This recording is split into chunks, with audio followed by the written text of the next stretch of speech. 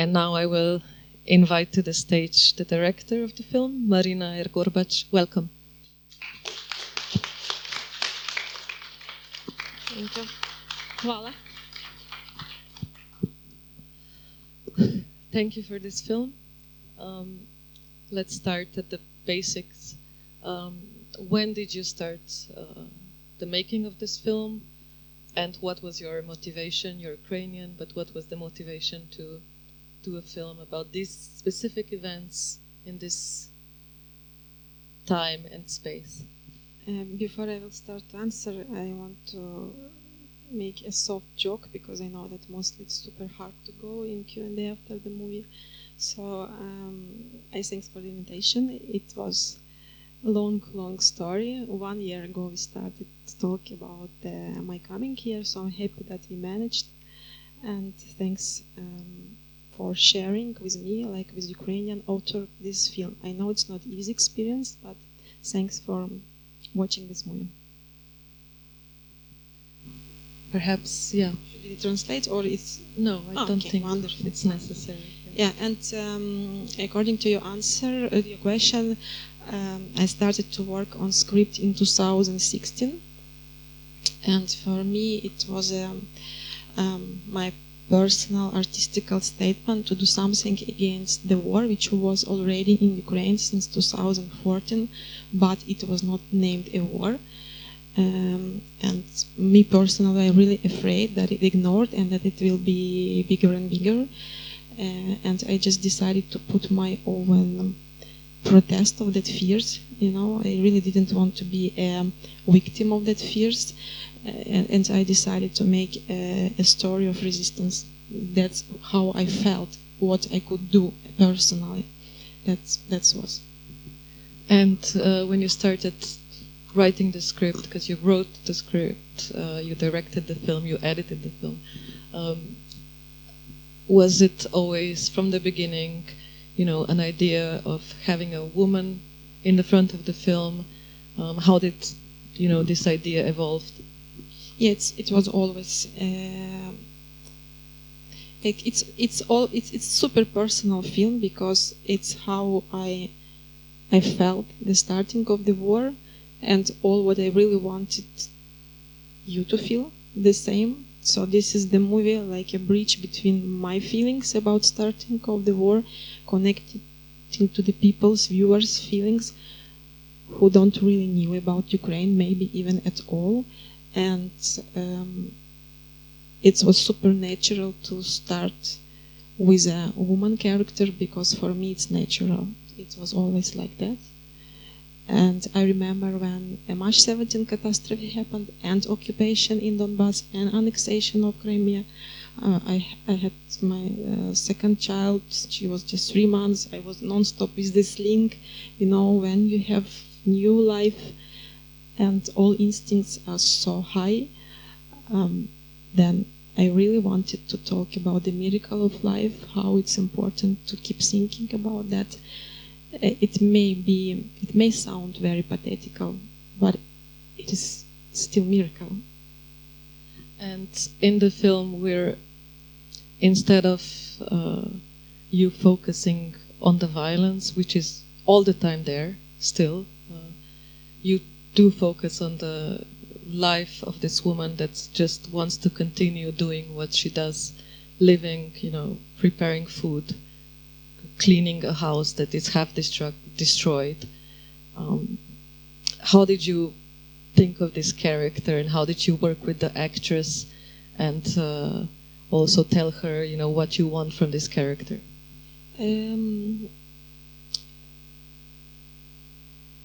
It's supernatural for people when they don't know what to do, to make what they know what to do. So she's making what she knows what to do, you know, she's making her daily routine, she's living, and that's actually what helps people during war or during any other catastrophes or any another psychological challenges, to survive, to just continue.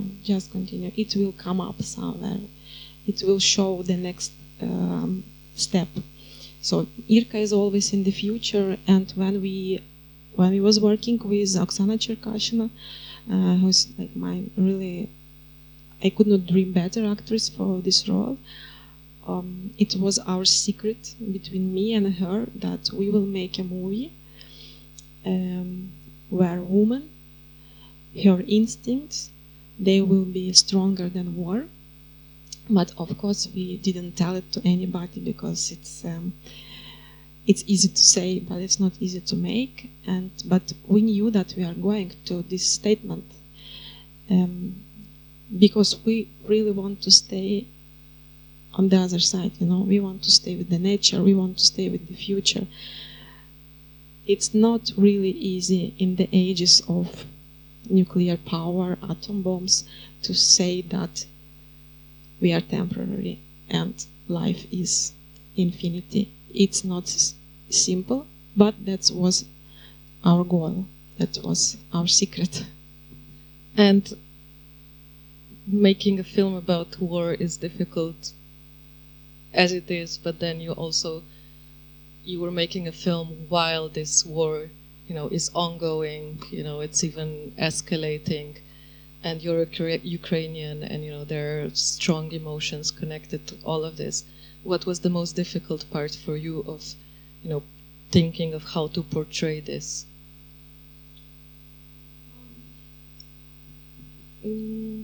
I was shooting in 2020. I finished post-production in October 2021. So I had my DCP, I had my movie already, and I'm happy that I finished that film before 24th of February. I'm not sure I would be able to finish it, like really. So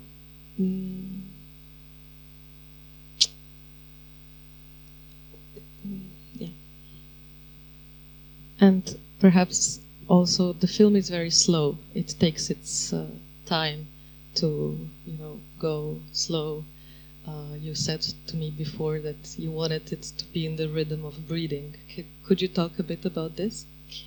Yeah, as I told before, that I was brave enough to have this idea that I can share my feelings, not only the story of characters, but my personal feelings about the starting of the war, how I felt. And I felt really frozen each time when I was reading the news, when I saw all what's happening in Donbass, when I was speaking to my friends who were already evacuated. I was like speechless, each the time. And I was thinking that this is what I really want viewers to feel. I want them somehow to be speechless. And so all the movie and how it's basically moving, it's how I was feeling during all the time working with the materials. I was not running out of that materials. I was just, slowly getting in because I cannot ignore them. That was the decision to shoot like that. And even our dolly guy who was using the camera and moving the camera, he would not watch to the monitor. We would breathe with him, somehow I was giving him this tempo. And that's why on the screen you see 3 worlds. One is the life of characters, the life of nature, which exists always, and me, but you don't see me, but you can feel somehow that there is one more speed, one more atmosphere, which moving all this process. So this was this combination. Any questions at this point? You can raise your hand. No? Perhaps so happy that so many women came. I'm really so happy to see. Perhaps we can talk also about the male characters. I felt that, you really made sure in the film that all the characters are very complex. That there's not one side, to any of them. Could you talk a bit about the Oleg character a bit? there are two different positions on Tolik. Some people think that he is a hard worker, and some people think that he is simply separatist or pro-separatist, something like that. But Tolik is a man who finally found his happiness. His wife is his happiness, and very, very soon he will be a king of this family. He will be father. He will realize his biggest dream. He will prove his existence as a man. But unfortunately, he has to manage with a stuff which he has no idea how to manage. First of all, he totally doesn't understand what he has to do with this separatism around, and second, he doesn't have any ideas how to manage Irka. And this is the real challenge for him, his wife. So I remember one rehearsal which we was making in our pre-production period, when I brought one picture to the actors and I said, this is your relations, and it was a picture with a lioness and a very small dog lying close to lioness foot, so like an animal. And this is Irka and Tolik. He belongs to his wife, and he's somehow out of politics. But life is super tough, and when war come to your house, you cannot be out of politics.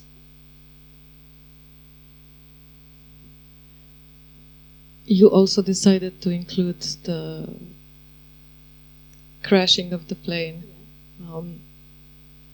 How did you, when you were making the film, this investigation was still going on?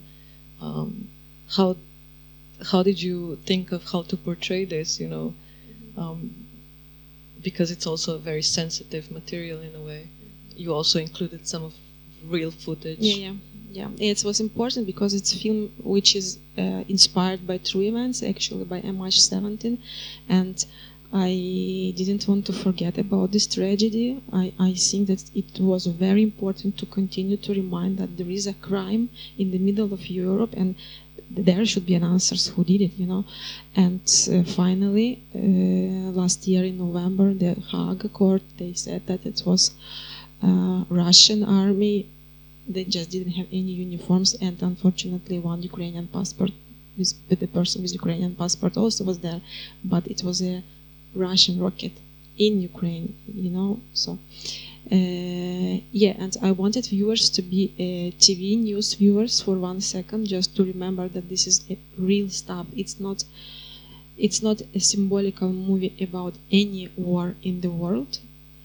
It is about, of course, maybe timeless, about conflicts in the family, about instincts, about different kind of surviving instincts, but MH17 is real, and I wanted to remind that it is real. It happened, and this is my responsibility. It was my personal responsibility, and that's why I decided to put this tiny line with MH17,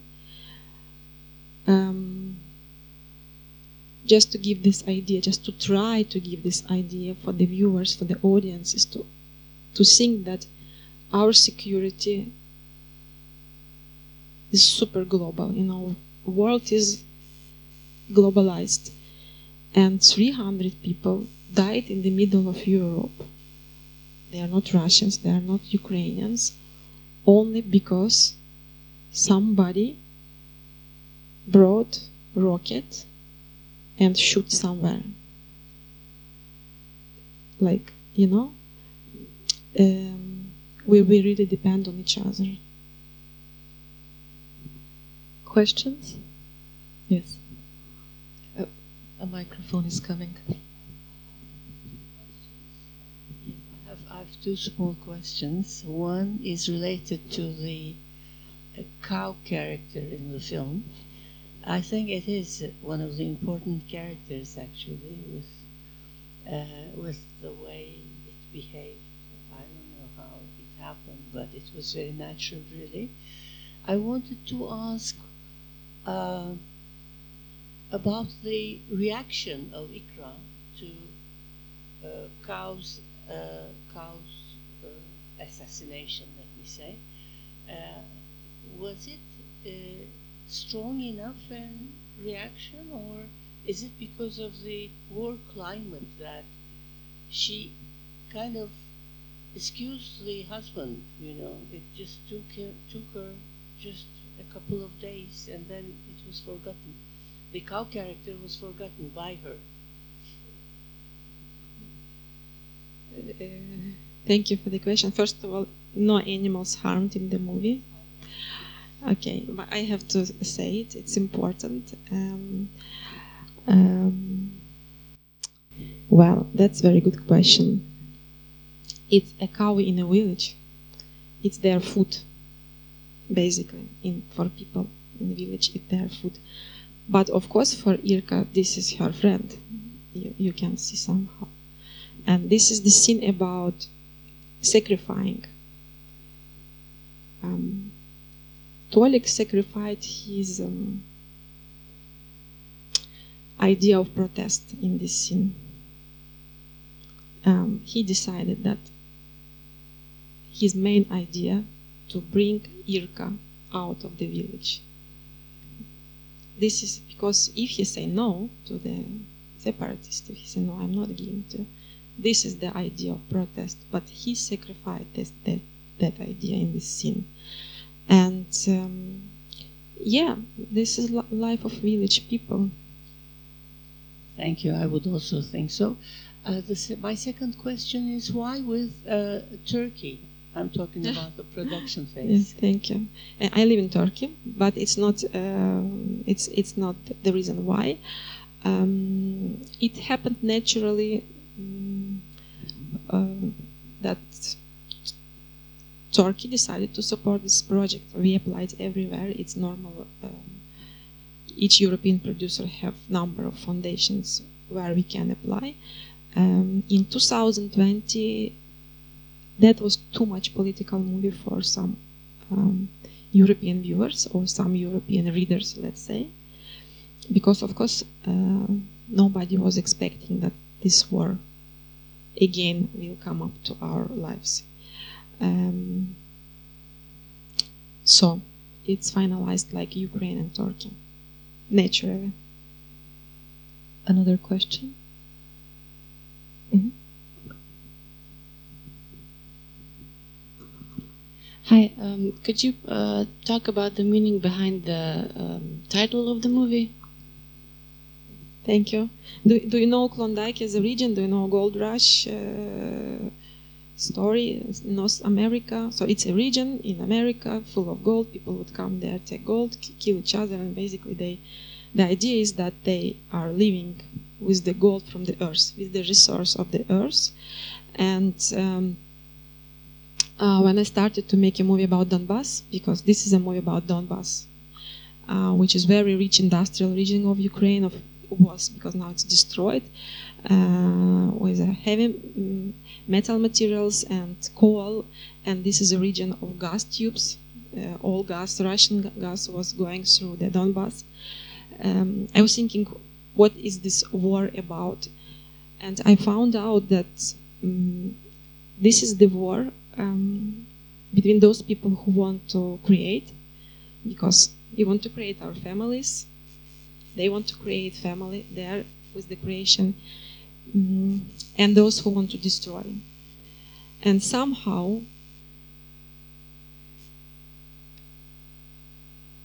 this idea of Russian Federation to come in history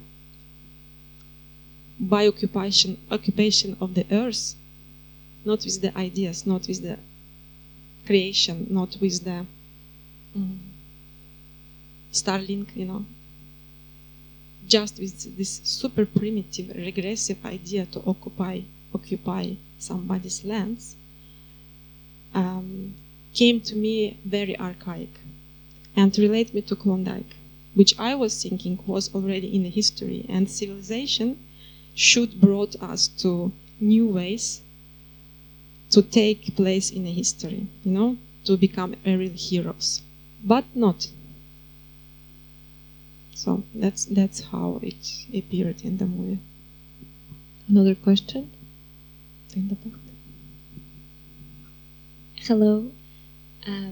I just have a question. How did you find the strength to live also your life while making this movie and while also the war was happening as you were making it? So how did you find the space also and just the strength to move on outside of what was happening? Because it must have been very, very hard to work on all of this very, very, very heavy material, and also if you have a family, you have everything else. So how do you find the time and the strength to live also yourself while making such a powerful movie? Thank you. Was it hard for you to watch? Was it hard experience for you personally? I think it was a very difficult experience for everybody in the audience, because these types of movies are very, very difficult as it is, because they're talking about war and they're talking about a very, very heavy subject, but also because the protagonist is a woman, and she's got in unimaginable circumstances that to me are absolutely horrendous. So I stay with the nature all the movie, all the time, and my favorite scene is the scene with the clouds. This is my favorite scene because this is a miracle of creation, and I was following the beauty of the nature and beauty of creation and beauty of the people who were around me during the set, and that's what my movie is about. Yes, the story and the script and the dramaturgy, they are about war, but my movie is about this miracle and beauty of the nature. And that was not very hard to go with this. When you know which side you are, what gives you power, it's not really hard. It's not. I cannot imagine, really, that would be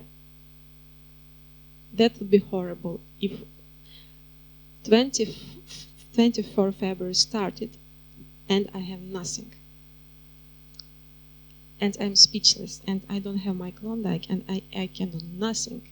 When I have Klondike, I can screen the film, I can go to people, I can touch their heart, right? I can do something. But if I didn't have it, that would be horrible. Thank you. Thank you. Thank you. Another question?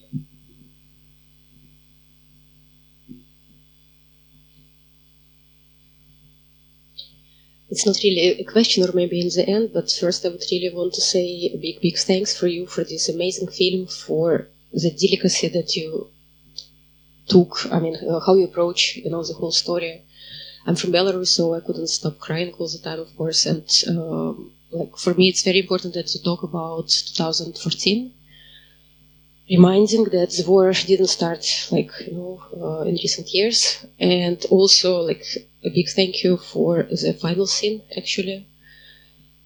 I guess you know why, yeah. So really, that's one of the films that I would probably take with me for a long time. Thank you.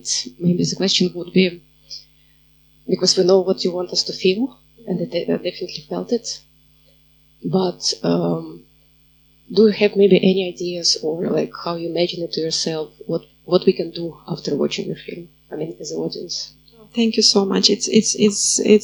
It's really very important that it's somehow called to the action. You can always do, I don't know what's your occupation, but now after 1.5 years, now there is one more war in Israel. It's really super important to continue to make something. I never ask people, to sacrifice their lives and think only about Ukraine. But we all have social media, or we all have friends, or everybody know. In Ukraine, we all try to donate, and it's just very important not to forget. Then you will find what you can do. So thanks for your feedback. Someone else?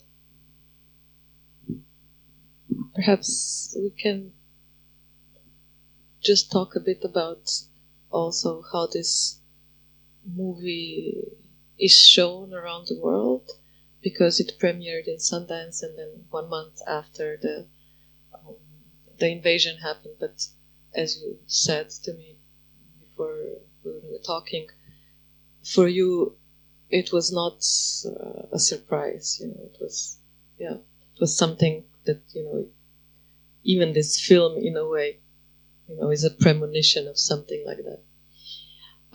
For me, it was shocking that they started to use rockets, but emotionally, I was ready that it will be a war on Earth, and then they will go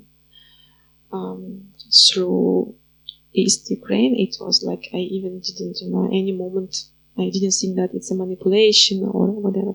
But of course, when you wake up in the morning and Kiev just like red, it's horrible. We traveled a lot. Movie was screened in many countries. It was released in theaters also in US. It was shown in many political conferences, parliaments, for decision makers. It was screening for different kind of charity programs and made really good money for mothers and children, for refugees. I mean, like it took its place.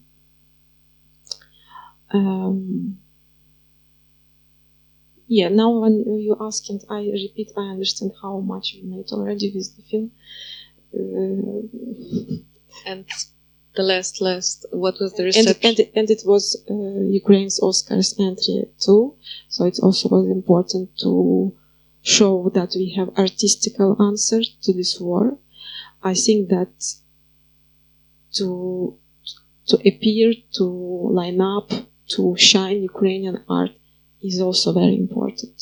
Is very important for us as for Ukrainians to be visible.